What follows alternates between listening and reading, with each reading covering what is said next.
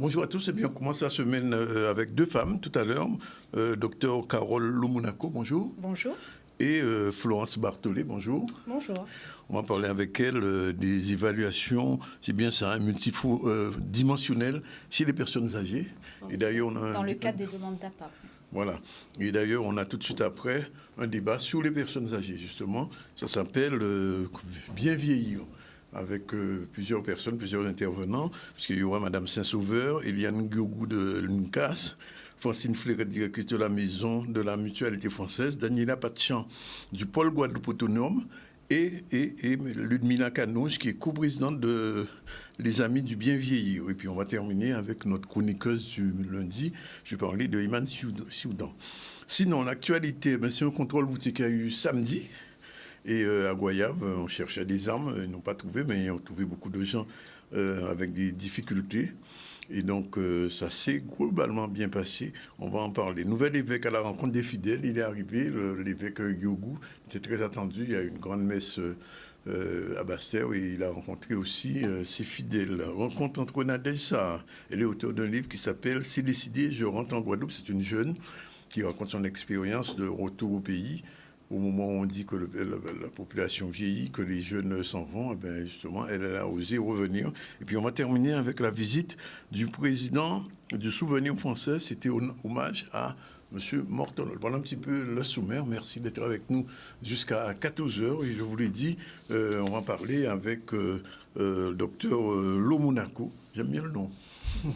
Et de Mme Florence Barthollet sur les évaluations multidimensionnelles chez la personne âgée dans le cadre de l'APA. Alors, petite précision déjà, redire un petit peu le cadre de l'APA, à quel moment l'APA intervient. Alors, je vais laisser parler Mme Barthollet pour la partie administrative. Alors, petite présentation, je suis Florence Barthollet, je suis chef du service APA au conseil départemental. Oui. Donc, alors, qu'est-ce que l'APA? L'APA, c'est l'allocation personnalisée d'autonomie. Oui. C'est une aide du conseil départemental pour permettre aux gens qui souhaitent rester vivre à leur domicile ou dans des structures style EHPAD de prendre en charge une partie ou la totalité des frais liés à leur perte d'autonomie. Et il y a quand même des conditions particulières. Oui, donc la condition principale, c'est d'avoir 60 ans et plus. Après, donc c'est à partir de 60 ans. 60 ans et plus, voilà. Oui. Il faut avoir une résidence stable. Oui. Pour les personnes qui sont étrangères, être en situation régulière sur le territoire et bien sûr être en perte d'autonomie. Oui. Et la perte d'autonomie, c'est le docteur Lomonaco qui pourra... Alors, on va parler de la perte d'autonomie. Alors, souvent, cette perte d'autonomie est le résultat d'un accident ménager, quelquefois, pour beaucoup de personnes âgées. Accident dans la maison, jambes cassées, fémur, etc. On connaît ça. Mais autre part, il y a autre chose qui fait la perte de l'autonomie. Ah oui, bien sûr. C'est pas forcément suite à un événement de santé brutal. Ça peut être dans un contexte de maladie chronique, comorbidité, avec, à un moment donné, la personne âgée, elle bascule dans la dépendance parce qu'elle va avoir besoin d'aide pour ses activités corporelles qu'elle n'arrive plus à réaliser toute seule. Et là, on tombe dans la perte d'autonomie, effectivement. Oui. Donc, quand on est avec cette perte d'autonomie, il faut effectivement faire une demande d'APA. Et en fait, après, on va évaluer cette perte d'autonomie, puisqu'il y a plusieurs niveaux de perte d'autonomie. Et selon le niveau, ce n'est pas la même aide qui va être apportée au niveau financier, au niveau montant. La question, la perte d'autonomie n'est pas une pathologie ou c'est une pathologie? Ah non, nous on n'évalue pas la pathologie. Nous on évalue la perte d'autonomie qui peut être conséquente d'une pathologie, mais qui peut aussi s'être installée de manière insidieuse avec l'âge, pas forcément avec une pathologie bien déterminée. Oui. On peut avoir des personnes âgées qui ont une pathologie assez importante et qui ne basculent pas dans la perte d'autonomie pour autant. À l'inverse, on a des personnes âgées qui, il n'y a pas forcément une pathologie, mais elle va basculer dans la perte d'autonomie. Il y a d'autres personnes aussi, elles sont fragiles, et il faut savoir que la fragilité, c'est réversible. Si on n'agit pas dessus, le moindre événement de santé, on va basculer dans la perte d'autonomie, en fait. Alors, j'ai envie de vous poser la question autrement. Est-ce qu'il y a des pathologies qui entraînent nécessairement une perte d'autonomie? Alors, par exemple, s'il y a un accident vasculaire cérébral avec brutalement la personne, elle est hémiplégique, qu'elle ne récupère pas après les soins, la rééducation, elle peut. Il y a certaines personnes âgées qui récupèrent malgré tout. Là, elle va forcément basculer dans la perte d'autonomie. Parce que elle va récupérer peut-être ou pas du tout son autonomie. Et là, effectivement, il va falloir qu'on puisse intervenir pour l'aider à accomplir les actes essentiels de la vie quotidienne. Par exemple, les pathologies, je ne vais pas dire les plus répandues, mais dont on parle souvent, Parkinson, Alzheimer, sont... Ouais.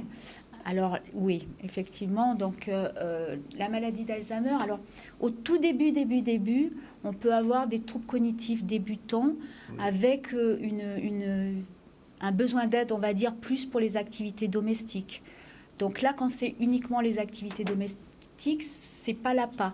On commence à avoir un besoin d'aide et dès qu'on bascule dans les aides nécessaires pour la réalisation des activités corporelles, là, on bascule dans l'APA. En fait. Mais c'est vrai qu'au début de la pathologie, il n'y a pas forcément cette perte d'autonomie flagrante. D'accord. Et vous, en tant que médecin, vous intervenez comment ? Alors moi, je suis le médecin de l'équipe médico-sociale. Donc une fois que les dossiers sont instruits au niveau administratif, puisqu'il faut qu'un dossier soit complet avec toutes les pièces nécessaires, j'ai un certificat médical qui va déjà m'indiquer, voilà, si la personne, et c'est très important, elle a cette pathologie Alzheimer, enfin avec une maladie neurodégénérative, parce que nous, c'est une indication importante, parce qu'on peut très bien aller un jour et la personne, elle va dire, ah mais moi je fais tout seul.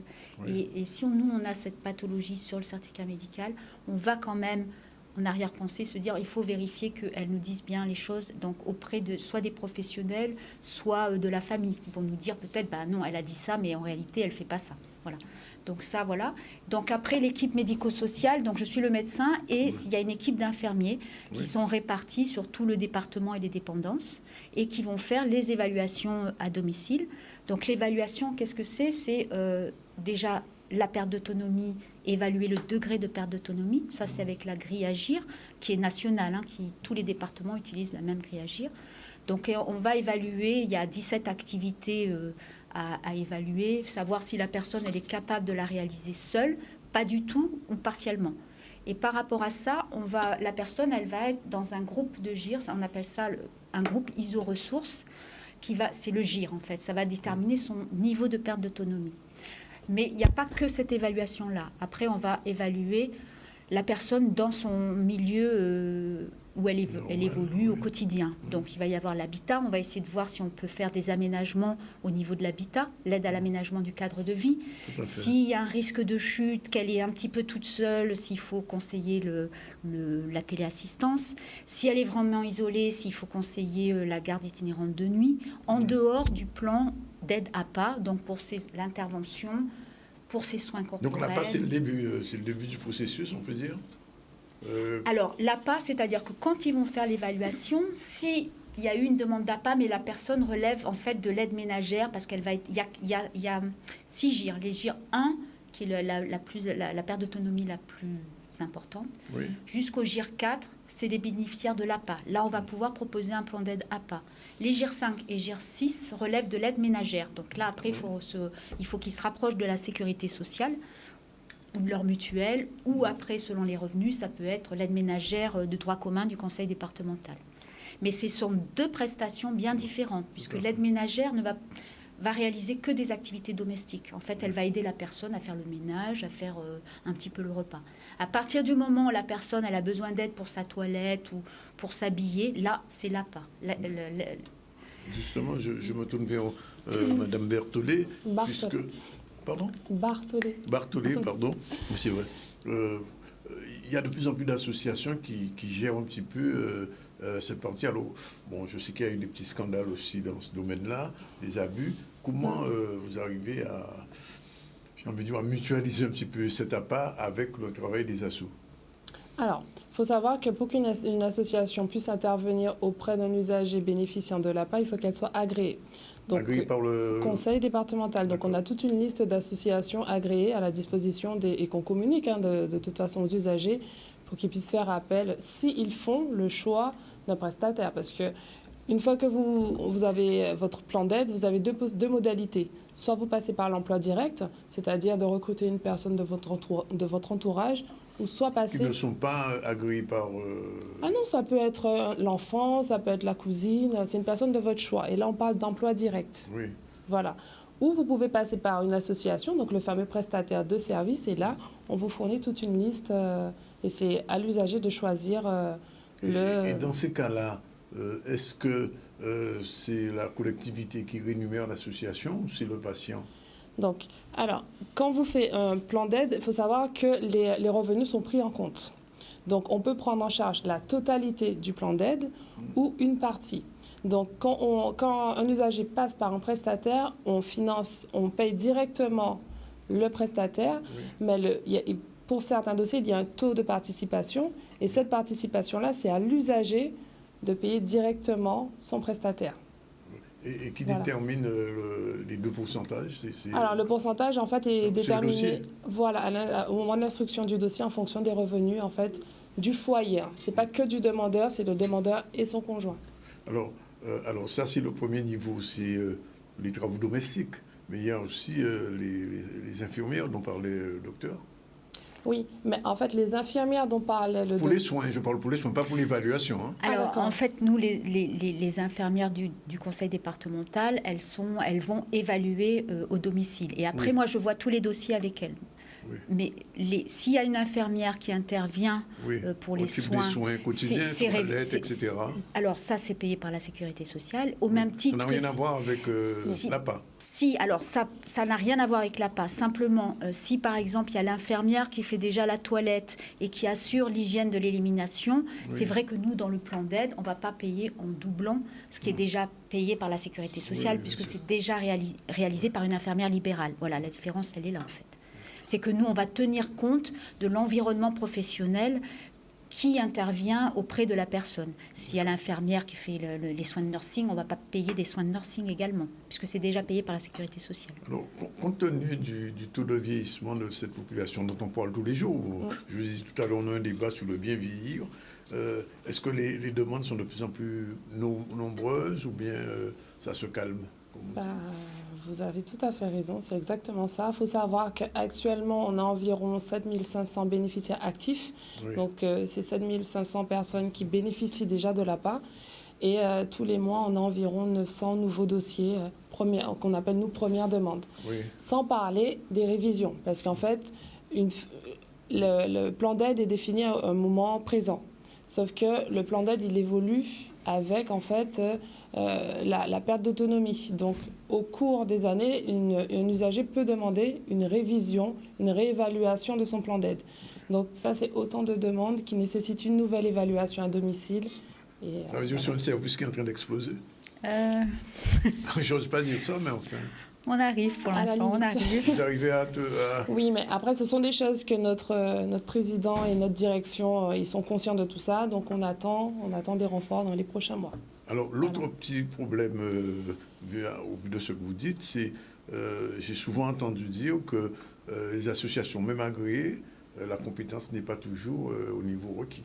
Alors, est-ce qu'à ce niveau-là, il y a, je ne sais pas, une évaluation ou comment ça se passe? Parce que je ne vous dirai pas ce qu'on m'a dit avant de venir à l'émission, mais il y a des parents qui ne sont vraiment pas contents des prestations qui sont offertes par les prestataires agréés, je veux dire. Oui, alors c'est pour ça que c'est très important, et je le dis souvent aux gens quand je les ai au téléphone, quand il y a quelque chose qui ne va pas, il faut nous le faire remonter. Parce que sans vous, on ne peut pas agir en fait. Le point de départ, c'est vraiment l'usager. À partir du moment qu'il se plaint d'une situation, il nous le fait savoir, et nous, on est en capacité et en mesure d'agir. Si on n'a pas de retour, malheureusement... Oui, donc il n'y a pas d'enquête à ce niveau-là. Non, il y a quand même des contrôles, sauf erreur de ma part, du service de tarification. Oui. Voilà. Ça arrive même de notre côté, au niveau du service, qu'on reçoit une plainte de l'usager, on demande à ce que le service du contrôle de l'effectivité aille sur place pour mener une enquête. Non, on réagit quand même. Non, je vous dis ça pourquoi? Parce que quelquefois, on ne fait pas quelquefois, de plus en plus, ces associations se créent. Bon, remplissent un certain nombre de données, mais j'ai envie de dire, comme on dit en latin, ex abrupto, je veux dire, on crée un assaut pour servir des personnes âgées, mais le niveau de formation n'est pas toujours au niveau de la demande, quoi. C'est ça la question. Hein. C'est peut-être même pas exprès, mais enfin, j'écoute on m'a dit tout à l'heure, des gens qui sont payés pour 2 heures font une demi-heure, par exemple. On bricole la toilette ou le ménage, c'est vite fait, etc., etc. Des choses comme ça. Non, mais ça je l'entends et c'est pour ça que je vais encore me répéter, mais quand ça arrive, il faut vraiment nous le signaler. Il faut nous le signaler pour que nous, on puisse agir. Oui. Alors, qu'est-ce que vous avez envie de dire aux gens qui nous regardent, les gens qui sont SMUDI, qui ont un parent de plus de 60 ans, 70 ans ou 80, etc., et qui n'est pas encore pris en charge par l'APA? J'ai envie de leur dire qu'on est là pour eux, hein. On travaille au quotidien pour eux, donc ne pas hésiter. En plus, un petit scoop sur votre antenne. On a travaillé et on va lancer dans les prochains mois, voire prochaines semaines, le dossier unique. Le dossier? Le dossier unique. Oui, ça veut dire moins de paperasserie? Ça va faciliter la vie des usagers, puisqu'en fait, ils n'auront qu'un seul dossier à remplir et à l'aide d'un petit questionnaire, ils sauront directement s'ils doivent l'envoyer à la CGSS ou bien au service APA. Et ils verront aussi qu'on demande beaucoup moins de pièces, donc le dossier est beaucoup plus facile à remplir. Le dossier unique démarre quand? Alors, il est déjà lancé dans les autres départements. Nous, d'ici un mois, grand maximum, il sera téléchargeable sur le site du conseil départemental et également sur celui de la CGSS. Pas de numéro de contact pour... Alors oui, donc l'accueil du service APA, c'est le 05 90 99 79 97. Je peux également laisser une adresse mail, hein, c'est dpaph. D-A? D. Oui. P. P. A. P. H. Oui. Point APA @cg971.fr. Docteur, quand vous faites vos évaluations, c'est arrivé que vous refusez par exemple un dossier? Alors, le refus d'un dossier, c'est quand la personne n'est pas éligible à l'APA, parce que justement, elle a été évaluée GIR 5, GIR 6, donc elle relève de l'aide ménagère en fait. Oui. Voilà. Alors, comme elle disait, l'avantage du dossier unique, c'est qu'il y aura une orientation dès le départ, plus ou moins, soit aide ménagère, soit APA, en fait. Puisqu'il y aura le petit questionnaire qui va orienter, est-ce que vous relevez de l'aide ménagère? Enfin, ça va orienter vers l'aide ménagère, ou si la personne va effectivement relever de l'APA. Donc, elle va pouvoir s'orienter vers la bonne prestation, en fait. Et quand nous, actuellement, on fait un rejet, c'est parce qu'elle n'est pas éligible à l'APA. Sinon, on ne fait pas de rejet quand la personne, elle... Donc, la question, je vais la reposer à Mme Barthollet. En ce qui concerne les personnes qui sont étrangères à la Guadeloupe, c'est-à-dire qui n'ont pas la nationalité guadeloupéenne, qui sont caribéennes, etc., qu'est-ce qui se passe? Ils peuvent également faire la demande d'APA. Il suffit juste qu'ils soient en situation régulière. Oui. Voilà. Ah, d'accord. C'est tout. Bon. Mais sinon, leur demande sera traitée comme n'importe quel concitoyen. D'accord. Bon, on a bien compris. Peut-être un dernier mot, docteur, peut-être, non? Écoutez, comme ma collègue, il ne faut pas hésiter. Si vous avez un besoin par rapport à votre perte d'autonomie qui concerne effectivement les activités corporelles, il faut faire une demande d'APA. Bien. On vous remercie d'être venu. Merci à vous. On revient à l'actualité et à ce contrôle routier qui a eu lieu pendant ce week-end. Au reportage d'Olivier Félix. On regarde. On a quand même une prolifération, une forte circulation d'armes sur la Guadeloupe aujourd'hui, avec un usage assez conséquent, hein, parce qu'on avait quand même eu quelques homicides depuis le début de l'année. Et être présent, pouvoir dire avec le procureur ou avec le directeur de cabinet du préfet qui était présent tout à l'heure, pouvoir aussi expliquer aux gens pourquoi on fait ça, parce que les gens s'interrogent aussi, donc on leur explique pourquoi on fait ce genre de contrôle qui est amené à se reproduire régulièrement dans les semaines à venir encore. La présence du procureur de la République sur un contrôle de cette nature qui vise essentiellement à matérialiser un peu plus encore la lutte que les autorités administratives et judiciaires veulent mener contre la circulation des armes, oui, c'est important que le procureur soit là.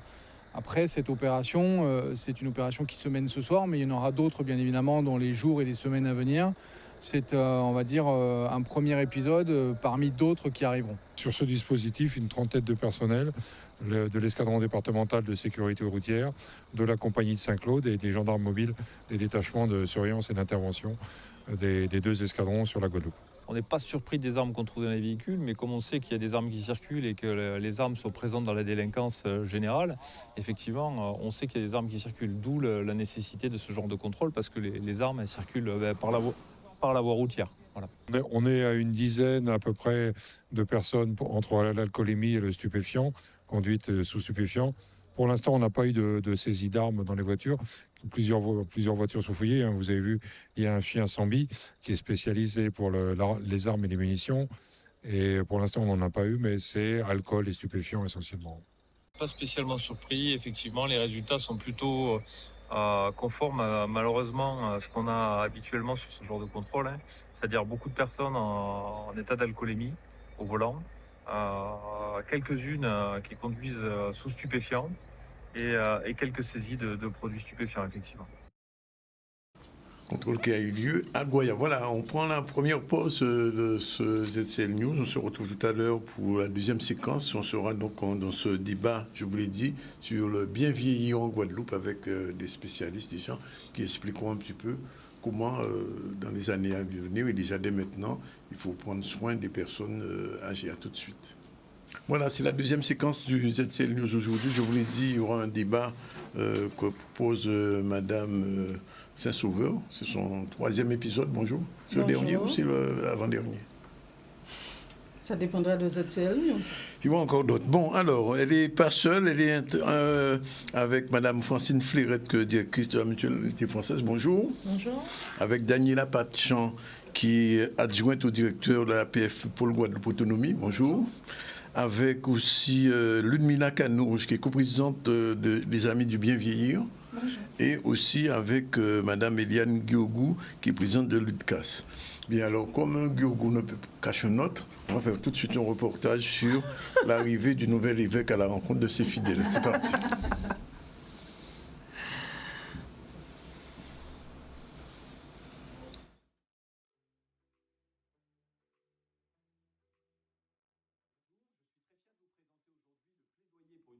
De l'autonomie que l'UNIOPS a rendu public il y a quelques jours.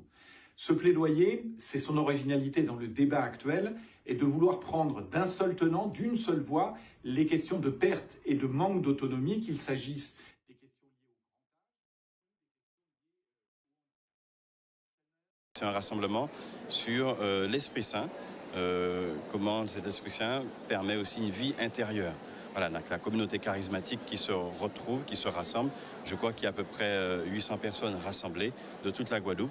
Et donc j'ai profité, puisque c'était aussi dans le programme, de dire que c'est une belle occasion de rencontrer toutes ces personnes réunies. C'est le Seigneur qui nous rassemble, c'est le Seigneur qui nous ramène ici. Donc je voulais aussi vivre ce petit temps avec eux. On a fait un rassemblement grand groupe pour le peuple, pour réunir le peuple. On a donné déjà un avant-goût du congrès futur parce que le congrès va avoir lieu le 1er, le 2 juillet au Palais des Sports du Gosier. Alors donc, aujourd'hui, c'est déjà les prémices et le peuple est heureux, d'autant plus qu'ils ont eu la grâce d'accueillir le nouvel évêque.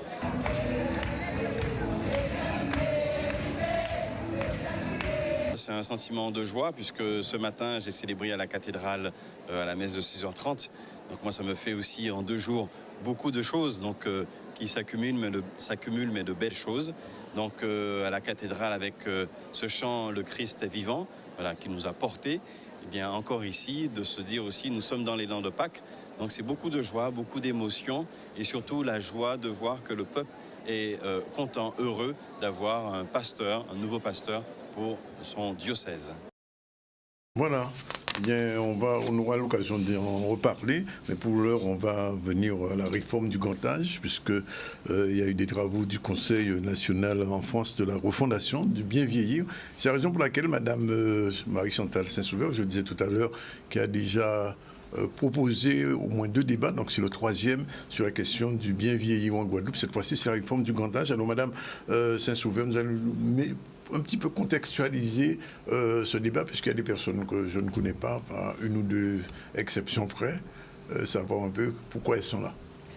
Alors, moi, j'ai proposé cette thématique parce que c'est l'actualité. Les travaux sur le bien vieillir viennent de se terminer. L'UNCAS a été l'une des premières organisations à publier sa position, son positionnement. Donc, C'était pour nous l'opportunité de demander à notre représentante locale de l'UNCAS de venir nous en parler de ces travaux auxquels l'UNCAS a participé.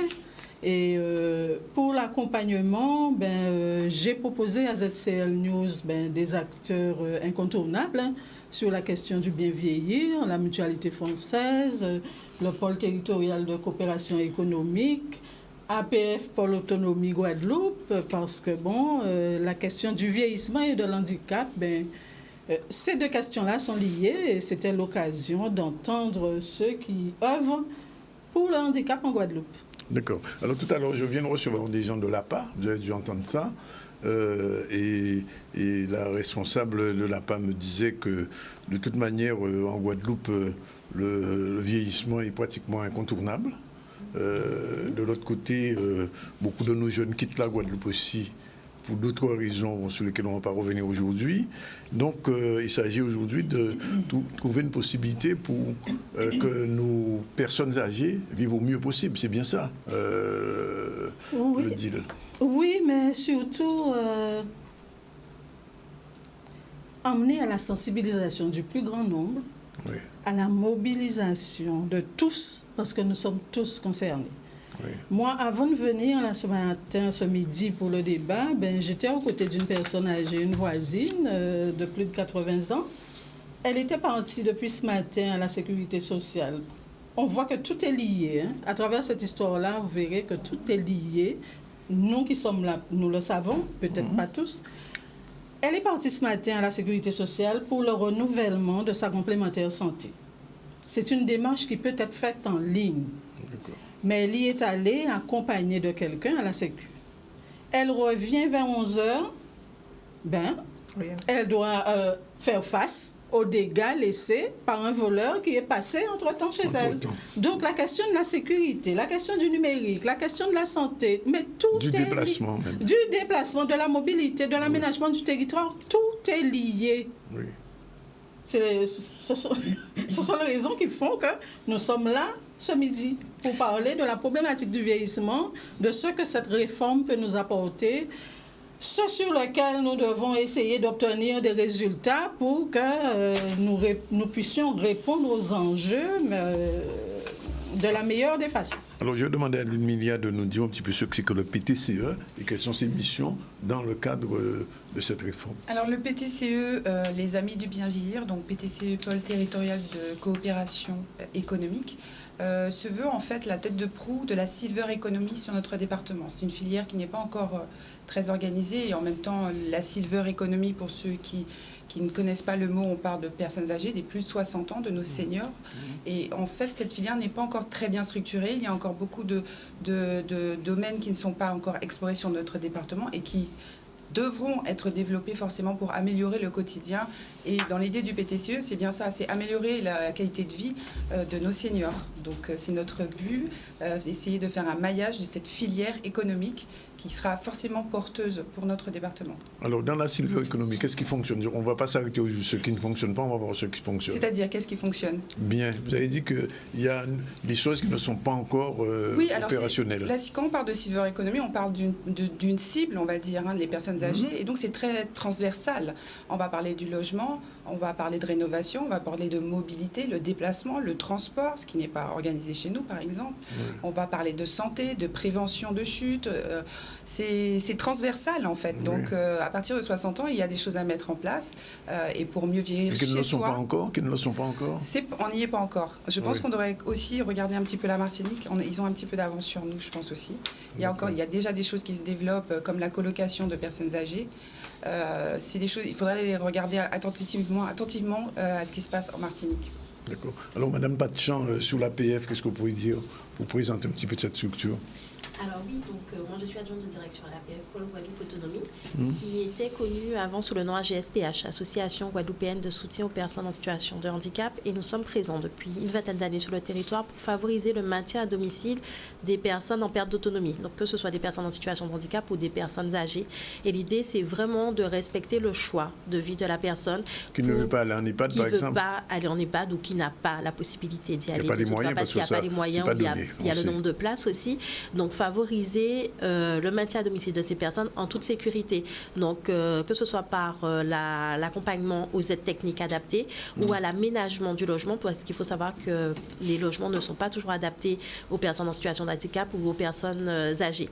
Donc, nous avons plusieurs services et dispositifs qui interviennent pour accompagner ces personnes sur l'ensemble du territoire. Et puis, nous faisons aussi de la prévention, parce que c'est aussi accompagner les personnes vieillissantes, hein, donc faire de la sensibilisation et de la prévention et voir au niveau des acteurs aussi comment intervenir sur le territoire. Parce que Madame Saint-Sauveur vient de donner un exemple concret d'une personne qui a subi un vol en son absence. Alors au niveau de la sécurité, il y a des éléments qui sont mis en place. Il y a des choses qui peuvent exister comme de la téléassistance ou alors voir pour mettre en place aussi des aides à domicile avec la personne. Donc il y a pas mal de choses qui existent. Vous venez de parler au niveau de l'APA aussi. Nous aussi on intervient sur tout ce qui est accès aux droits. Donc comment aider ces personnes-là au niveau de leurs ressources, au niveau des démarches, parce que maintenant tout est dématérialisé. Les personnes âgées ne savent pas toujours comment faire les démarches. Donc voilà, on intervient sur l'ensemble de ces missions. Je continue mon tour de table. Madame Guiogou, c'est au mois de janvier, j'ai vu un grand patron des UNCAS qui est venu ici. Il a fait un beau discours, mais concrètement, qu'est-ce que ça a donné? Bonjour donc aux auditeurs. Un grand patron de l'UNCAS qui est venu en Guadeloupe, je dirais le président de l'Union nationale des CCAS, effectivement, qui a fait le tour de la Guadeloupe concernant la position et le positionnement des CCAS en Outre-mer, notamment chez nous. Et c'est vrai qu'aujourd'hui, l'Union nationale des CCAS, dont je suis la vice-présidente, s'est positionnée déjà depuis 2017 concernant le bien vieillir, concernant la réforme. Cette réforme, nous voulions en 2017 porter une loi, être contributeur de cette loi avec Brigitte Bourguignon. C'est ainsi que nous avons mis en place le livre blanc de l'autonomie. Maintenant, ça n'a pas été retenu, mais nous continuons quand même à mener le combat. Et depuis 2021, effectivement, avec le CNR, le Conseil national de refondation bien vieillir, l'Union nationale des CCAS a pris sa place et a apporté ses contributions concernant le bien vieillir, aussi bien pour l'outre-mer que pour la métropole. Sur la réforme du grand âge, par exemple? Alors, sur la réforme du grand âge, nous avons porté un certain nombre de contributions, notamment sur l'optimisation des services, par exemple. Nous avons aussi demandé à ce qu'il y ait un regroupement des établissements médicaux, puisque les CCAS et l'Union nationale des CCAS, c'est aussi une association de maires. Hein. Donc, pour nous, l'objectif principal, c'est le maintien, l'isolement, la santé. Nous avons des défis que nous devons pouvoir répertorier et défendre sur le territoire. Donc c'est le rôle de l'Union nationale des CCAS en tout ce qui concerne l'accompagnement social, le maintien, les EHPAD. Nous avons des CCAS, plus de 700 CCAS qui gèrent des EHPAD. En Guadeloupe, qu'un seul, mais en métropole, il y a plus de 700 communes qui gèrent des CCAS, qui gèrent des résidences d'autonomie, qui gèrent des maisons de santé et autres. Et c'est vrai que plus que jamais, ce dispositif, cette question est une question essentielle pour les maires, puisque nous sommes garants aussi du bien vieillir, nous sommes garants de l'aménagement du territoire, nous sommes garants d'un certain nombre de dispositifs qui font qu'aujourd'hui, l'Union nationale des CCAS a toute sa place. Alors, c'est la dernière question sur ce point-là. Alors, vous êtes responsable du CCAS des abîmes, mais il y a une union départementale de l'ensemble des CCAS, j'ai envie de dire, elle est presque muette. C'est vous qui le dites? Non, je pose la question. C'est vous qui le dites, j'entends, vous le dites, vous dites qu'elle est muette. Moi, je ne dirais pas cela du tout, puisque en janvier, c'est l'Union départementale qui a initié la visite du président. Hein, oui, mais j'ai entendu pour la visite, mais après la visite, c'est bien joli. Nous avons mis en place le congrès des Outre-mer où nous allons sortir des pistes de travail pour pouvoir développer des actions sur le territoire. Nous avons mis en place des actions avec les compagnons bâtisseurs où nous allons signer une convention. Nous allons signer une convention avec la Fédération des centres sociaux, puisqu'aujourd'hui, beaucoup de centres sociaux et des établissements de vie sociale sont sur le territoire de la Guadeloupe. Nous allons signer une charte de collaboration. Peut-être que nous sommes un peu timides, on ne nous entend pas, mais nous travaillons. Bon, on verra ça dans l'avenir. Alors, je me tourne vers Mme Flirette, qui est directrice de la mutualité française. C'est vrai que pour les personnes âgées, mais pas que, la mutualité, elle est indispensable. Alors, c'est vrai qu'au niveau de notre union régionale en Guadeloupe, nous développons beaucoup de dispositifs et d'actions en faveur du public des personnes âgées, à la fois pour le compte de de la conférence des financeurs en répondant aux appels à projets que pour ceux de la CGSS. Et nous travaillons sur tous ces éléments qui permettent à la fois de réduire l'éloignement des personnes par rapport aux informations, leur apportant des informations sur l'accès aux droits, sur la santé des aidants, mais aussi en étant dans le concret sur l'accompagnement de l'audit de conduite pour les personnes âgées. Avec un partenaire, nous sillonnons la Guadeloupe pour leur permettre d'avoir de nouvelles informations sur la sécurité routière. Donc nous sommes présents, en tout cas sur différents champs liés au grand âge. Alors, je reviens vers vous, Madame Saint-Sauveur. Cette réforme du grand âge, est-ce que vous avez le sentiment que ça va être du concret? Parce que j'entends beaucoup, j'entends beaucoup de blabla, mais concrètement, je ne vois pas réellement ce qui se fait pour les personnes âgées, d'autant plus qu'on l'a dit, on le répète tous les jours, que dans 20 ans, dans 10 ans, dans 30 ans, etc., la Guadeloupe sera le pays le plus vieux du monde, etc. Alors, concrètement, qu'est-ce que la CNR, ce Conseil national, va porter sur cette réforme va porter? Alors, c'est sûr que le gouvernement va nous proposer un cadre qui ne sera peut-être pas suffisant. Voilà. Mais à nous de nous battre. Nous avons des élus pour, nous avons des représentants pour. Si la population est derrière, parce que la population, elle est concernée, que ce soit directement ou parce qu'en son sein, il y a des membres de la famille qui sont concernés par le vieillissement. Il va falloir se battre de toute façon. Moi, quand j'ai regardé les 4 axes qui sont proposés par ce Conseil national, pour l'instant, les thématiques sont là, mais bon, les cités comme cela, on a l'impression que c'est tellement vague. Derrière, il s'agit d'aller chercher les moyens. Oui. Et pour les savoir, il faut se battre. Nous avons deux députés qui ont travaillé avec Jérôme Gage sur une proposition de loi qui est fort intéressante. Oui. Elle est dense, une proposition qui, de mon point de vue, comprend tous les aspects des besoins que nous aurons à satisfaire face à ces enjeux. Peut-être que nos 2 députés pourraient être invités prochainement pour les inviter à dire de quelle manière ils s'engageront pour que cette loi, elle soit... voilà. Vous êtes optimiste, quoi? Pourquoi pas? Ils ont travaillé à la proposition de loi et derrière, il y a les autres élus. C'est sûr que c'est ensemble que nous y parviendrons. Ce ne seront pas les maires seuls, ce ne seront pas les conseillers départementaux seuls, ce ne seront pas les conseillers régionaux seuls, ce ne seront pas les CECAS seuls, ce ne sera pas l'UNCAS seul. Les CECAS font du travail. Oui, mais il s'agit d'aller chercher des moyens parce que, par exemple, quand on met repérer l'isolement social et mieux prévenir la perte d'autonomie, c'est quoi mieux prévenir? Il faut plus d'argent. Oui. C'est de ça qu'il s'agit. Donc, des moyens concrets. Voilà, il faut se battre pour aller chercher cet argent-là. Ce sont nos députés, nos différents représentants, mais ensemble, qui pourraient nous permettre d'obtenir ces moyens-là. Mieux accompagner la question des aidants. Oui, il faut de l'argent. Oui. Mais il faut de l'argent qu'il faut. Enfin, il y a comme des choses qui se font au niveau national qui vont permettre de fournir la loi. On a sur le cadre de la Fédération nationale de la mutualité française, la FNMF, avec la Croix-Rouge, avec un hôpital du nord de la France, ils ont mis en place un dispositif ressources d'accompagnement à domicile. C'est une expérimentation en France, mais en Guadeloupe. Tous les départements. Mais on y arrivera.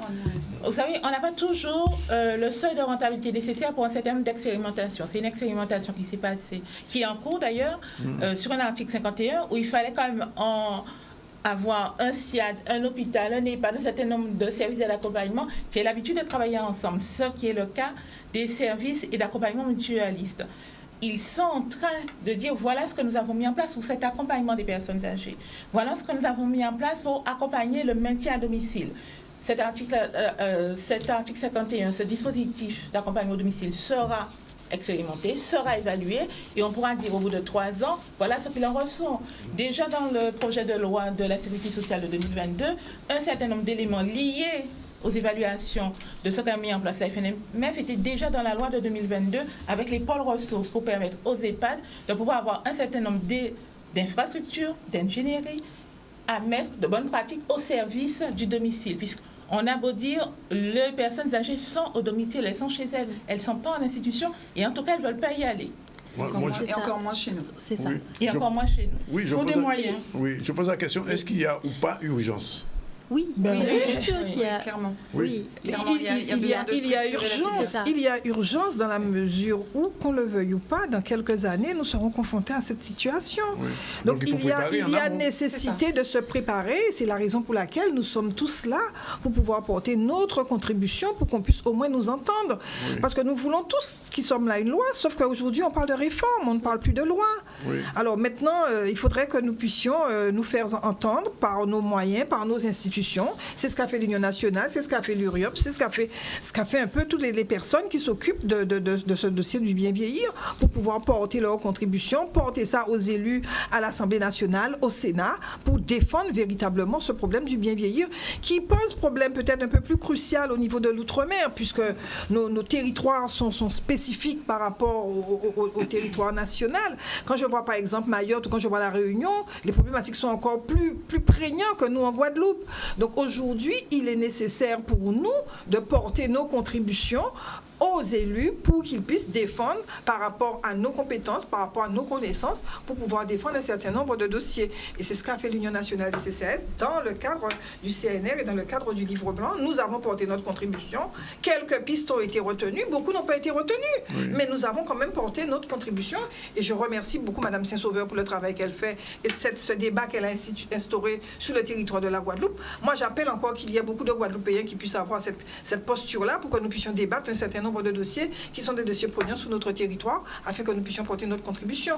Respecter ou pas respecter, ça c'est un autre débat. Mais nous portons notre contribution, nous faisons notre job, nous faisons ce qu'il y a à faire. Voilà, on a travaillé, voilà ce qu'on produit, voilà ce qu'on donne. Maintenant, à nos élus, à nos députés et sénateurs d'aller défendre.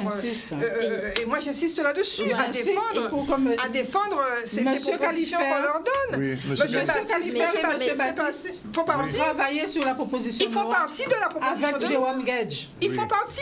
C'est un premier pas important. D'accord. Et oui. Et moi, ce que je voudrais rajouter, j'allais poser la question à Mme Nation, justement. Alors, c'est qu'il y a vraiment urgence, puisque c'est vrai qu'on dit que d'ici 2030, que la population vieillissante sera beaucoup plus importante, que nous sommes dans une prévention, etc. Mais il y a ceux qui sont déjà là actuellement. Nous avons notre population vieillissante actuelle et nous voyons au domicile beaucoup de personnes en difficulté. Alors, c'est vrai qu'il y a des choses qui se font et qui commencent à se mettre en place. Par exemple, nous avons participé à une expérimentation qui est l'ECLA, qui est un dispositif d'accompagnement local sur les aides techniques par la CNSA, qui nous a permis d'avoir une équipe qui va à domicile pour préconiser des aides techniques adaptées aux personnes en situation de handicap, pour que nous n'ayons pas trop de matériel préconisé sans que ce soit utilisé, que ce soit adapté dans de bonnes conditions pour la personne, avec des ergothérapeutes. Donc il y a des choses qui avancent, mais il manque des choses, ne serait-ce que sur l'accessibilité, la voirie. Ça, c'est des choses que nous pouvons faire et ça ne concerne pas que les personnes vieillissantes. Ça concerne les femmes enceintes avec une poussette, ça concerne une personne qui a eu un accident, quelqu'un qui a eu un handicap. Donc, nous sommes tous confrontés à ça. Donc, il y a vraiment des choses qui peuvent être faites assez rapidement. Nous pouvons travailler ensemble avec des personnes qui ont des expertises. Par exemple, nous avons des ergothérapeutes, des techniciens du bâti qui peuvent intervenir sur l'accessibilité, faire des préconisations. Donc, c'est vraiment un travail de collaboration pour pouvoir accompagner le plus rapidement possible ce vieillissement de la population. Et on le voit dans les rues, c'est pas seulement à domicile. C'est ça. Oui, il va falloir coopérer et de façon systémique. Je pense qu'on est un peu tous dans le social, mais c'est de façon globale. Quand on parle du vieillissement de la Guadeloupe, si on veut un chiffre, c'est 150 000 personnes sur notre territoire en 2040 qui auront plus de 370 000, donc voilà, un tiers, près plus de d'un tiers. 50%. Voilà, ouais. Donc oui, il y a alerte, il faut coopérer, la filière est à organiser, les institutions. On sera obligé de coopérer et les acteurs sur le terrain, les acteurs professionnels qui ont affaire au quotidien avec les personnes seniors, faire remonter les informations, les difficultés que nous avons sur notre département. Bien sûr, la réforme sera importante, mais il va falloir être vigilant. On va nous proposer de l'EHPAD hors les murs, c'est-à-dire à domicile, vivre bien chez soi en bonne santé sur notre archipel. Il va vraiment falloir l'organiser.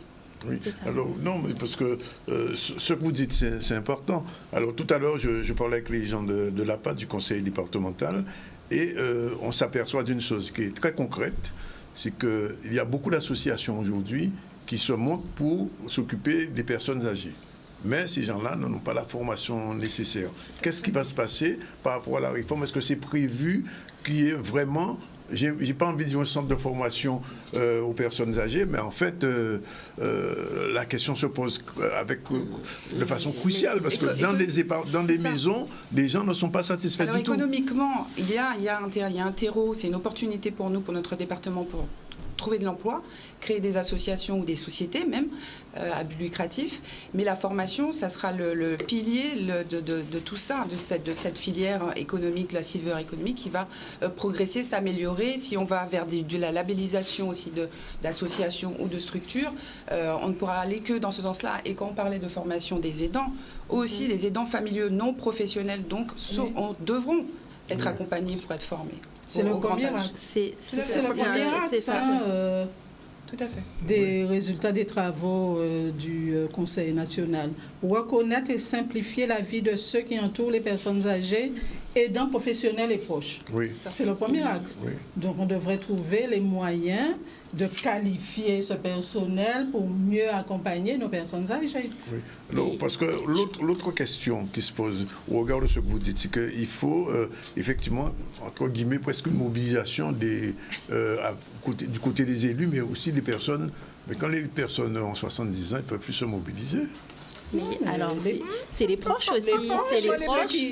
C'est ceux qui... Est-ce que vous sentez cette prise de conscience? C'est-à-dire que, je ne vais pas donner d'exemple concret précis, mais dans une famille, il y a par exemple une personne âgée, mais on se rend compte que les parents proches délaissent pratiquement aux mains des gens qui soignent. Et ça, donc ça veut dire que au titre individuel, il n'y a pas cette mobilisation, cette prise de conscience. Il faut de la pédagogie. C'est comme on on ne peut pas forcément toujours qualifier l'attitude des proches par rapport à la situation qu'ils vivent. Vous savez, une personne proche qui va prendre en charge un parent atteint de la maladie d'Alzheimer, il peut se retrouver dans le déni de la maladie du parent, il peut se retrouver dépassé par la situation. Et vous avez beaucoup de professionnels à gérer au domicile. Ils ne sont pas toujours qualifiés pour. Et en fin de compte, très souvent, même sans loi qui arriverait, on a besoin de mettre en place des bonnes pratiques pour permettre une meilleure coordination des activités au domicile.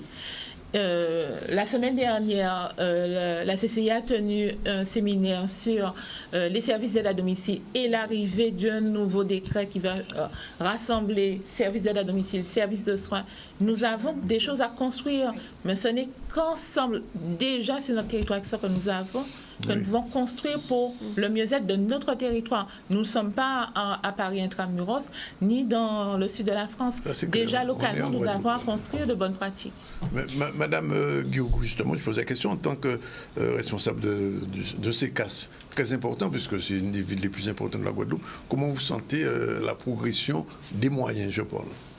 Alors, la progression des moyens, il faut savoir qu'aujourd'hui, nous sommes en grande difficulté. Contrairement à ce qu'on pourrait penser, nous sommes en difficulté, puisque plus que jamais, avec les textes et les nouveaux droits, les nouvelles lois, nous devons mettre en place un certain nombre de dispositifs. Maintenant, l'ARS, qui gère l'EHPAD et le conseil départemental, nous donne les financements, mais c'est vrai qu'aujourd'hui, moi je prends le cas de l'EHPAD Jérémy Jalton, puisque c'est le seul EHPAD public que nous avons. Il était en grève d'ailleurs, il n'y a pas longtemps. Non, il n'est pas en grève, il a repris. Ils ont repris, ça y est. Ils ont repris, ça fait déjà un moment. Oui. Donc, quand je regarde le seul EHPAD, la Guadeloupe par exemple, un territoire aussi important, 32 CCAS, un seul CCAS qui gère un établissement de soins, un établissement médico-social, aussi bien un service de soins infirmiers à domicile qu'un EHPAD, alors que d'autres pourraient le faire. Et aujourd'hui, nous sommes, quand je dis en difficulté, par rapport à la loi et par rapport à tout ce que nous devrions mettre en place pour les personnes âgées, c'est vrai que nous sommes chaque fois en train il faut vraiment poser les choses pour qu'on puisse comprendre qu'il faut faire. Maintenant, nous avons un souci aussi, ça il faut et quand on parle de formation, je crois que c'est très important.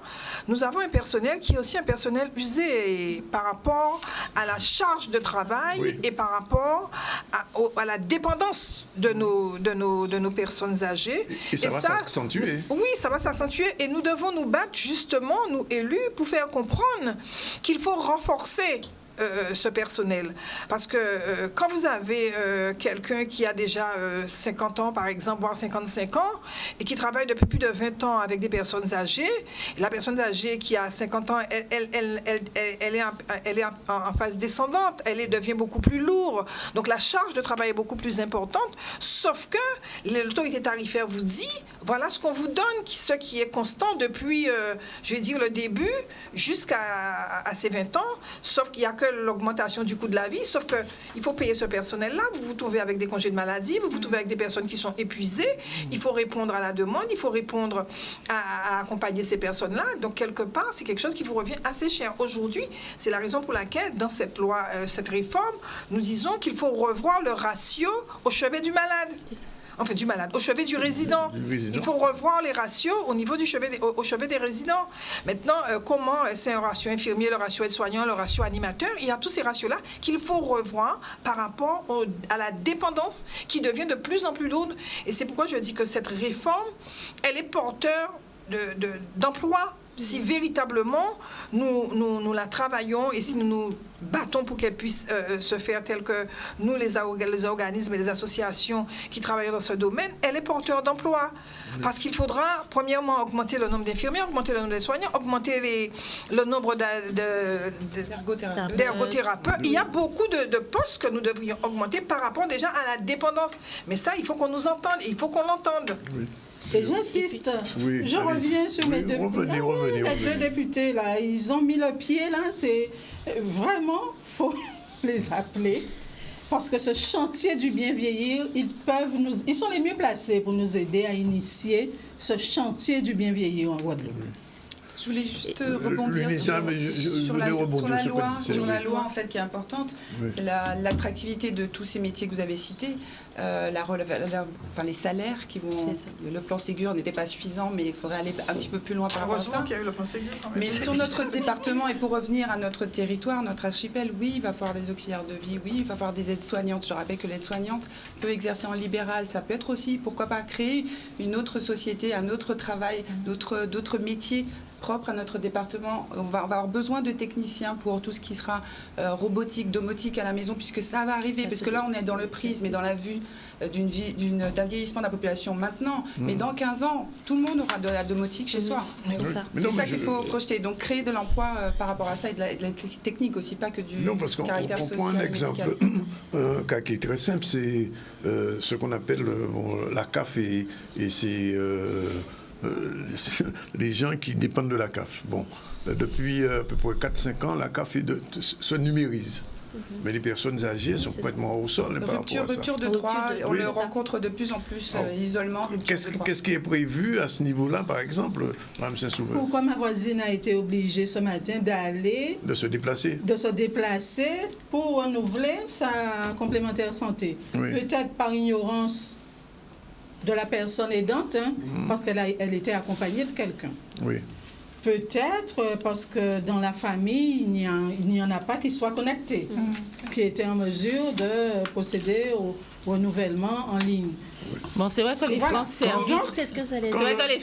ont été mis en place pour pallier à cela, mais on a des personnes qui ont du mal aussi à se déplacer. Voilà, donc maintenant, il y a des bus francs services qui se déplacent dans les quartiers, et ces bus francs services sont là aussi pour pallier à cela. Je pense qu'il faudrait peut-être davantage communiquer pour que les gens sachent à quel moment ces bus sont disponibles, qu'ils viennent avec leurs documents pour qu'au plus près des quartiers, on puisse mettre en accès ces personnes avec leurs droits. Et c'est vrai que nous, à la Mutualité française, nous avons quand même prévu de faire ces séries d'interventions avec d'autres partenaires sur l'accès aux droits pour les personnes âgées, avec les partenaires des France Services, avec notre bus santé, pour aller au plus près de la population.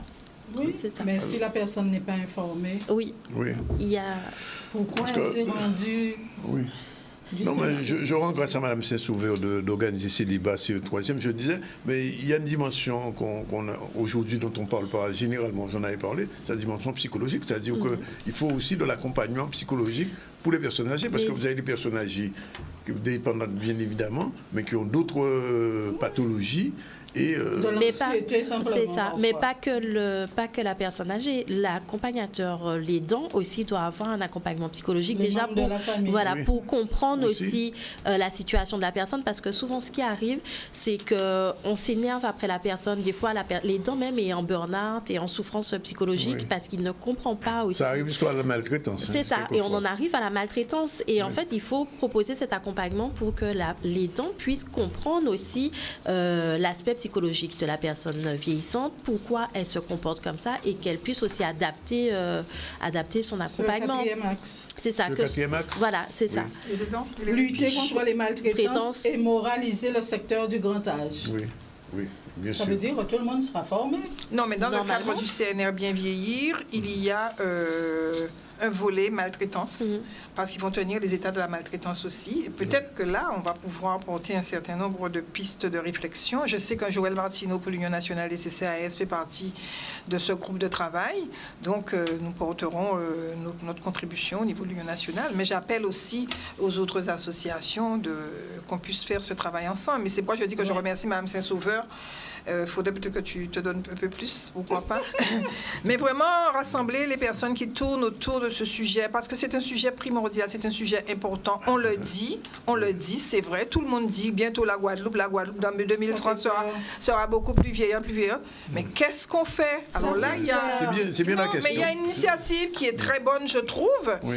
Il faudrait qu'on puisse poursuivre. Il faut qu'on poursuive. Et il faut que nos députés puissent nous interroger aussi. Il faut vraiment qu'il y ait cette co-construction entre politique et associations et intervenants pour pouvoir porter la voix de la Guadeloupe dans le bien vieillir pour les années à venir. Oui, c'est la question qui se pose. Est-ce que vous avez donné les noms de M. Califère et M. Baptiste? Oui. Qu'est-ce que, enfin, vous personnellement, vous êtes en contact? Je leur ai adressé mon manifeste. Oui, bien et sûr. J'étais heureuse Ils l'ont lu comment? Ils l'ont lu? Je ne sais pas. Voilà. J'étais heureuse de découvrir qu'ils avaient travaillé avec Kedge sur la proposition de loi. Oui. Donc, ils sont prêts. Oui. Ils font partie des membres de la proposition. Ils font partie. Ils sont dans la commission, mais vous savez très bien quand une loi est votée en France pour y vivre ici. Invitez-les. Non, il ne faut pas dire ça. Moi, il ne faut pas dire ça. Mais je le dis, je l'assume. Non, moi, je ne suis pas d'accord quand on dit cela. Pourquoi? Je dis qu'il y a des élus qui travaillent et qui portent leur contribution, qui portent la voix de la Guadeloupe. Peut-être qu'elle n'est pas suffisamment entendue. Peut-être qu'elle n'est pas suffisamment entendue. Mais je ne peux pas dire que nos élus ne portent quand même pas la voix. C'est pas ce que j'ai dit. J'ai dit qu'il y a des lois qui sont votées, des lois qui sont votées en France et qui prennent des années à être appliquées concrètement ici. C'est ça la question centrale. Il y a des décrets. Regardez la loi sur l'égalité réelle. Depuis le temps qu'elle a été votée, les décrets ne sont toujours pas derrière. C'est ça le problème. Mais maintenant, il faut que nos élus puissent vraiment monter au créneau. Et peut-être pas forcément monter au créneau. C'est pas suffisant. Mais vous savez, il faut être en construction. Nous sommes en construction, il faut être en construction aussi, peut-être quelquefois. Et peut-être ne pas être en fervent défenseur, en guerrier. Peut-être avoir notre posture de constructeur et de défendre les choses. Et ça aussi, c'est peut-être important. Et oui, puis, au niveau de... Oui, madame la... Je voulais aussi dire, adapter aussi les choses à notre spécificité, puisqu'il y a des choses qui se font au niveau de l'Hexagone, mais qui ne sont peut-être pas adaptées à chez nous. Donc, c'est vraiment faire remonter, en tout cas, toutes les informations pour que tout soit adapté à notre population et à notre territoire. Oui, globalement, au niveau de la mutualité, d'une manière générale, je sais qu'il y a beaucoup de petites choses qui sont faites sur l'aide à ces personnes, sur le sport, etc. Est-ce que vous avez toujours les moyens? Oui, mais nous sommes aussi portés par nos ressources nationales.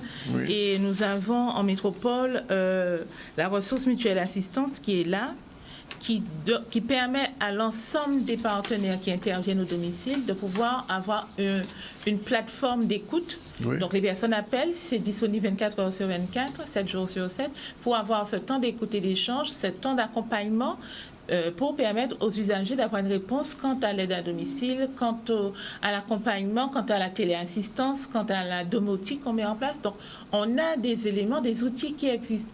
Et c'est vrai qu'il faut qu'on continue à présenter ces éléments que nous avons, ces ressources que nous avons. Mais en tout cas, l'ensemble des partenaires, services à domicile et prestataires peuvent se référencer à cette ressource mutuelle insistante pour répondre aux attentes des personnes âgées, tant en termes d'accompagnement que d'écoute. Bon, c'est évident qu'on n'aura pas tout dit aujourd'hui, Madame Saint-Sauveur. Donc ça veut dire qu'il y aura peut-être un 4e épisode, j'imagine, qu'elle est déjà dans sa tête. On va conclure rapidement en faisant un tour de table en disant qu'est-ce que vous espérez concrètement? Qu'aucune de nos personnes âgées ne reste sur le bord de la route. Oui. C'est ça mon vœu. Ludmilla. Et c'est pour ça que ce chantier du bien vieillir doit s'ouvrir. D'accord. Au niveau de la silver économie, qu'est-ce que vous espérez? Alors, déjà, pour arriver à ça, Madame Saint-Sauveur, il faut un vrai pacte solidaire entre Guadeloupéens. Oui. Donc, institutions, la silver economy, donc l'aspect industriel, on va dire, les institutions et puis toutes les associations qui œuvrent sur le territoire. Un pacte solidaire. Madame Lachan, vous faites remonter les informations que vous entendez là et que vous voyez là, au niveau de la réforme. Et puis je me rends compte que plusieurs associations, nous essayons de faire à peu près les mêmes choses. Par exemple, mettre en place des activités physiques adaptées, de former les aidants, d'essayer d'adapter le domicile. Mais l'idée, ce serait vraiment de travailler ensemble, qu'on puisse vraiment élargir les choses et de faire avancer en tout cas l'aménagement en tout cas sur notre territoire et puis promouvoir en tout cas le bien vieillir de notre population. Alors, Madame Guégou, par exemple, une commune comme Vieux-Fort aura peut-être un jour un sécasse? Alors, une commune comme Vieux-Fort, normalement, doit avoir un sécasse, puisque toutes les communes doivent avoir un sécasse. Mais il faut savoir qu'il y a la loi qui dit qu'au-dessus de 1000 habitants, il n'y a pas une obligation. Oui. Maintenant, vous me parlez de Vieux-Fort et c'est très bien, puisque j'ai eu encore le maire de Vieux-Fort aujourd'hui pour justement l'accompagner. J'ai dû capter votre appel. L'accompagner. Non, je l'ai eu aujourd'hui encore, puisqu'on doit se voir justement pour l'accompagner sur la mise en place de son centre communal d'action sociale. Oui. Donc, il y a la volonté, oui. Et c'est pourquoi je dis, on travaille, on compte notre contribution. La mutualité. Les Même actions continuent à œuvrer sur l'ensemble du territoire, Marie Galante et Désirade compris, oui. Acteur incontournable. Oui, incontournable. Bien, on vous remercie, on attend la suite. On va revenir à l'actualité. Justement, une jeune Guadeloupéenne, Nadès, a sorti un livre. C'est décidé, je rentre en Guadeloupe. Au moment où le pays vieillit, au moment où beaucoup de jeunes partent, elle a fait le chemin inverse. Elle est repartie, elle est revenue en son pays. Reportage Charlie Dagonia. Et on démarre tout de suite après avec notre coach qui nous attend. Un titre qui se veut provocateur pour montrer ma détermination justement pour rentrer au pays depuis maintenant 5 ans, 7 ans même, puisque voilà, le livre raconte mes 5 années de retour au pays, mais ça fait 2 ans maintenant qu'il est sorti. Un parcours atypique, j'ai envie de dire, et un parcours qui n'a pas toujours été simple, parsemé d'embûches, avec énormément d'obstacles, mais des obstacles qui ont été franchis, un peu comme un athlète qui est en train de sauter d'obstacle en obstacle, mais justement pour atteindre la destination qu'il a envie d'atteindre. Donc un parcours pas simple, mais qui quand même a été malgré tout un succès, avec aussi des conseils que je donne aux personnes qui ont envie de rentrer au pays, puisqu'on sait que la Guadeloupe a besoin de cette jeunesse. Toutes les personnes qui sont dans un processus de rentrer au pays, j'ai envie de leur dire de le faire, de ne pas hésiter une seconde à le faire. Nous sommes des jeunes, nous avons besoin, la Guadeloupe a besoin en tout cas de ces forces vives. On a tout intérêt à construire notre île en étant là-bas, mais par contre celles et ceux qui ne veulent pas, on ne les incitera jamais à venir, c'est pas du tout ça l'objectif. Mais si en tout cas ils en ont envie, se posent des questions et qu'ils voient justement ce reportage, dites-vous que c'est le moment, que c'était le signe qu'il fallait. Voilà, je vous l'ai dit, on revient à la 3e et dernière séquence du ZCL avec Iman Soudan et c'est l'heure de son générique. C'est parti, une pour loin.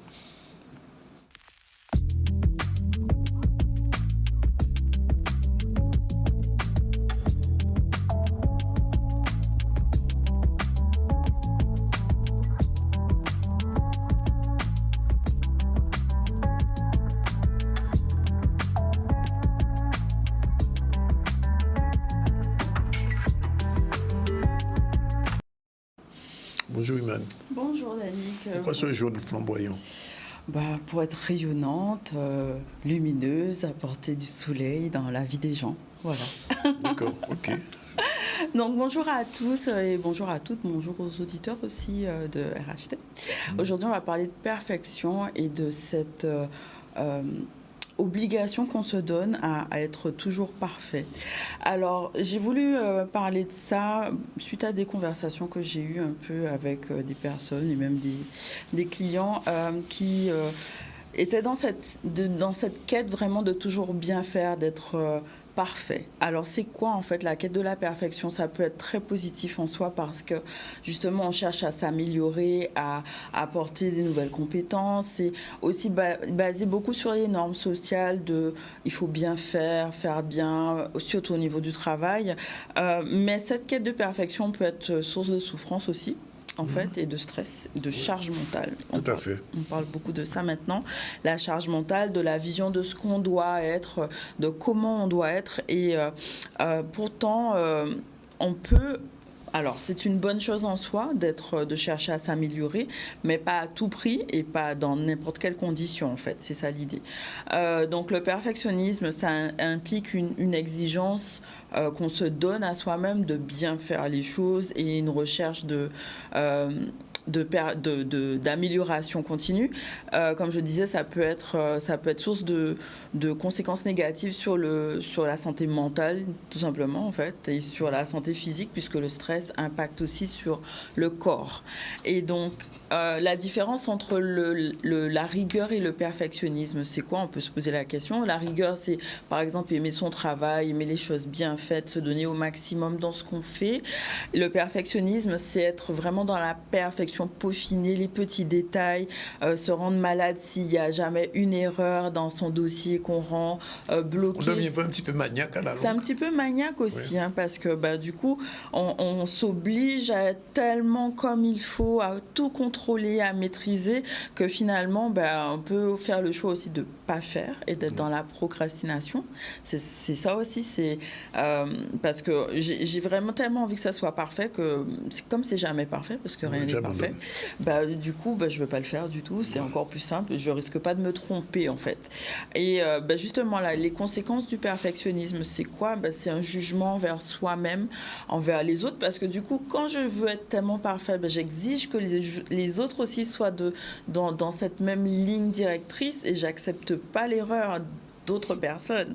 Je peux avoir... pas envie justement que mon dossier soit raté, etc. Du coup, je vais me mettre dans une situation d'échec parce que j'ai peur de l'échec. La procrastination, donc ça, je l'ai dit, et une tendance à critiquer. Alors bon, c'est pas spécifique aux Antilles, la critique à tout va. Mais la critique fait avancer. Hein. Mais la critique fait avancer, mais c'est une tendance peut-être... Faut pas qu'elle soit excessive. Excessive, voilà, d'être dans l'excès. Tout excès nuit, en fait. Et on est aussi dans cette obsession de tout contrôler. Donc, je contrôle ce que je fais, mais je contrôle aussi les autres. Hein. Du coup, je suis tellement dans cette quête de perfection que l'autre, il faut pas qu'elle dépasse d'1 millimètre. Le cheveu, la robe, le talon, le truc, c'est vraiment, ça peut être très stressant à la fois pour soi et pour l'entourage parce que clairement c'est pas une attitude saine pour soi ni pour l'autre. Donc les causes de cette quête de perfection, elle peut être multiple et c'est souvent une stratégie pour être aimé, pour se sentir aimé. Finalement? Oui. On veut être parfait pour l'autre alors? Alors, on veut être parfait. Alors, c'est lié aussi à des injonctions parentales qu'on a dès tout petit parce que on veut faire bien pour sa maman, son papa. Sinon, on a peur que finalement, si on fait pas bien, il va pas nous aimer, il va nous abandonner, nous rejeter. Et on est un être social. Donc, mine de rien, ça part un peu de là, de cette sensation de peur, de rejet, d'abandon. Et cette peur est tellement irrationnelle qu'elle peut entraîner des comportements d'évitement, comme on a dit, la procrastination, ou des difficultés à se mettre dans une relation saine. Bon, ça peut se manifester dans les couples aussi, parce que justement, l'autre n'est pas à la hauteur de ce que je veux, de la perfection de couple que je veux. Donc voilà, je ne m'engage pas. Ouais. Ou alors, je suis dans le contrôle exactement de tout ce que l'autre fait. Et c'est pas faire confiance, c'est pas... C'est se sentir menacé parce que peut-être que je peux la perdre, mais en même temps, j'ai envie de contrôler. En fait, c'est une ambiance qui peut être toxique pour pour le couple ou pour les relations qu'on peut avoir. Et donc, on peut se demander qu'est-ce qu'on peut faire pour lâcher cette perfection et se donner un petit peu de lest, un peu. C'est déjà identifier ce trait de caractère et analyser qu'est-ce qu'il y a derrière ce besoin de perfection, parce que, en fait, comme je disais, c'est une stratégie qu'on met en place, pas saine, mais une stratégie en soi. Donc ça veut dire qu'on peut peut-être modifier ces stratégies-là. Et quand on est en accompagnement avec quelqu'un, c'est aussi mettre en lumière ce schéma qui se met, qu'on ne voit pas forcément dans sa vie, parce qu'on est comme ça, on s'estime que c'est normal, mais en fait, c'est peut-être pas tout à fait normal. Et en tout cas, ça impacte sur son quotidien. Et donc se permettre de lâcher prise et de se concentrer sur ses attentes personnelles, c'est quoi les objectifs qu'on va avoir, peut-être pas forcément de les diminuer, mais de les mettre de façon smart, c'est ce qu'on dit en coaching, mais qui soient réalisables, en tout cas, qui permettent de travailler sans culpabilité, de pas forcément juger ce qu'on fait, et pouvoir adapter en fait ses actions et se dire que personne n'est parfait, que ça fait aussi partie de la vie, de l'échec. C'est pas forcément un échec, c'est un apprentissage, ça me permet de rebondir. Comme je l'ai dit la dernière fois, on parlait de résilience, c'est ça en fait, c'est d'apprendre de ces obstacles, de ces imprévus, de s'accorder le champ des possibles et d'accepter d'être vulnérable, d'être humaine en fait. On est tout simplement humain et savoir être dans le présent, c'est super important. Alors, un exercice sur lequel vous pouvez travailler de façon un peu plus approfondie, c'est de déterminer un peu dans quel domaine déjà, est-ce qu'on est perfectionniste? Voilà. Dans quel domaine de vie on est un peu exigeant? Voilà. Déjà, c'est juste de l'observation. Voilà. Qu'est-ce que j'attends de cette situation ou de moi dans cette situation? Il faut y répondre. Il n'y a aucune obligation, ce sont juste des pistes. Voilà. Qu'est-ce que j'attends de moi-même ou qu'est-ce que j'attends des autres et d'où ça vient en fait? Qu'est-ce qui se cache derrière?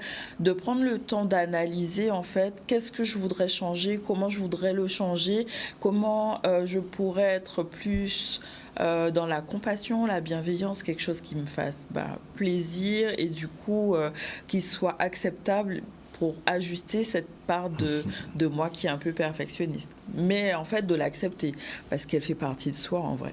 Donc, voilà. Et je dis que nobody is perfect. Nobody. Merci. Et il vaut mieux fait que parfait. Parce que voilà. Très rapidement, les deux sujets qui nous restent, la visite du président du Souvenir français et hommage à Mortenol, puisqu'on croit que Mortenol seulement les bâtiments qui se trouvent à Pointe-à-Pitre. On va voir tout de suite ce reportage de Loane Duhamel. C'est parti. Aujourd'hui, dans le cadre de la visite du contrôleur général du Souvenir français, on souhaite rendre hommage à un illustre parmi des illustres en Guadeloupe qui est le commandant Mortenol. Je crois que c'est important, c'est-à-dire qu'on a partagé l'histoire de France à plusieurs reprises. Là, c'est une histoire, je dirais, partagée positive, donc c'est extrêmement important de montrer à nos jeunes que des Guadeloupéens, dans l'histoire, se sont illustrés justement lors de combats pour des valeurs que l'on partage encore aujourd'hui. Et on voit bien que les conflits internationaux ne nous protègent pas encore, quoi qu'on dise et quoi qu'on ait pu penser. Cette association a pour but de valoriser, de sauvegarder la mémoire combattante de la France. C'est-à-dire la sauvegarder, c'est également ouvrir et permettre aux jeunes d'aujourd'hui de comprendre, de participer à la vie commémorative, mais plus simplement à la vie pédagogique. Et aujourd'hui, c'est en Guadeloupe. J'ai d'abord passé 3 jours en Guyane pour faire un certain nombre de gestes. Et je fais 3 jours en Guadeloupe. D'abord, je commence toujours par une cérémonie où je souhaite rappeler, donner du sens. Le sens ici, c'est Mortenol. J'ai tenu à rappeler que les Guadeloupéens ont joué un rôle important dans la défense de la liberté de la France pendant les 2 guerres mondiales et en particulier Mortenol pendant la Première Guerre mondiale. Et donc c'était important aujourd'hui de rendre cet hommage. Et par ailleurs, comme je l'ai dit tout à l'heure, le Covid étant passé par là, c'est vrai qu'il y a eu un repli sur soi de chacun et on doit redécouvrir en fait l'autre et retendre la main à l'autre et ressortir, si je puis dire, pour reprendre cette vie commune et ces partages de valeurs qui sont essentiels pour la vie en communauté. Ensuite, j'irai au SMA, car je crois fondamentalement qu'il est important d'aider au maximum les jeunes qui veulent s'en sortir. J'irai également dans le lycée de Pointe-à-Pitre, où nous remettrons un drapeau à la classe de défense, les jeunes volontaires pour approfondir, comprendre l'histoire, comprendre la défense. Enfin, on ira aux Saintes pour rendre hommage à un combattant qui était un dissident. C'est un peu une clôture parce que dire que on ne peut pas être français aujourd'hui sans avoir une histoire commune, mais en même temps une histoire particulière. Voilà, et ce week-end, c'était aussi commémoration célébration du 100e anniversaire de, tout le monde le connaît maintenant, de ce grand homme qui s'est battu pour les engagés indiens qui étaient ici. Je veux parler de Sidambarom. Et donc, son fils qu'on a reçu vendredi nous expliquait qu'il était une grande manifestation autour du premier centenaire de Sidambarom, Henri Sidambarom. On regarde le reportage tout de suite de Vianney Valverde. C'était au MAC ce week-end.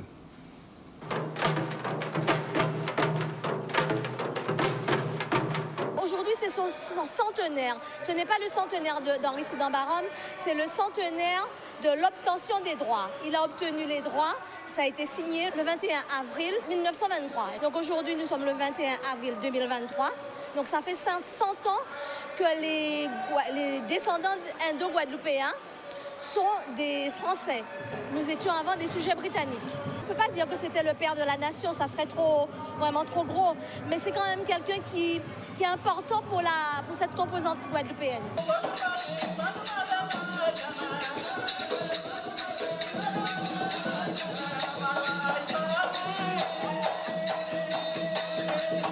Nous sommes évidemment au mémorial de l'esclavage, puisque les Indiens, c'est qui? Ce sont des gens qui sont arrivés après à l'abolition de l'esclavage et qui ont été remplacés, les anciens esclaves qui étaient donc libérés. Donc il a fallu continuer le travail et on est allé chercher ces Indiens en Inde. Donc ils sont venus pour travailler à la place donc, de ceux qui ne souhaitaient plus le faire. Donc ils ont connu les mêmes difficultés, les mêmes sévices. Et donc ils ont donné de leur sueur et de leur sang aussi sur ces plantations. Et aujourd'hui, on est bien content quand même bon, je ne dis pas de leur sacrifice parce qu'ils sont venus avec l'espoir quand même aussi de repartir chez eux. Mais ils n'ont pas pu le faire, donc ils sont restés et nous sommes nés. Et nous sommes aujourd'hui donc avec cette population. Et moi je suis très fière d'être guadeloupéenne. Oui.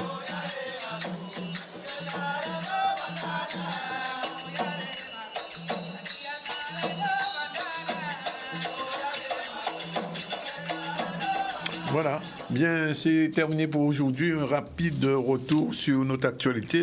Début du ZCL, on a reçu le docteur Carole Lomonaco avec Florence Bartholé. On a parlé surtout de l'APA, l'aide aux personnes âgées, personnes privées de mobilité, donner quelques renseignements. Alors je rappelle le numéro de téléphone, le 0590 99 79 97, si vous avez une personne âgée qui manque de soins et qu'il faut prendre en charge. Et puis après, on a eu ce débat sur la réforme du grand âge, organisé par Mme Marie Chantal Saint-Sauveur. Eliane Guiogou était là en tant que présidente de l'UDCAS, Francine Fleurette, la directrice de la mutualité française, Daniel Patchan, qui est adjointe au directeur de l'APF, Pôle Guadeloupe Autonomie, et puis Lumina Kamoug, coprésidente de l'APF. Et puis on a terminé avec Iman Soudan sur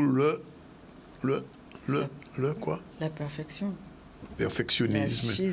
Perfection. On essaie de faire une perfection. Perfectionniste. Voilà, avec la réalisation aujourd'hui Yann et l'assistante était aujourd'hui Talina. Voilà, on vous remercie et puis on remercie Iman qui est encore là en jaune rayonnant. Et puis on se retrouve demain à la même heure à partir de 12h30. Voilà, c'est fini pour aujourd'hui.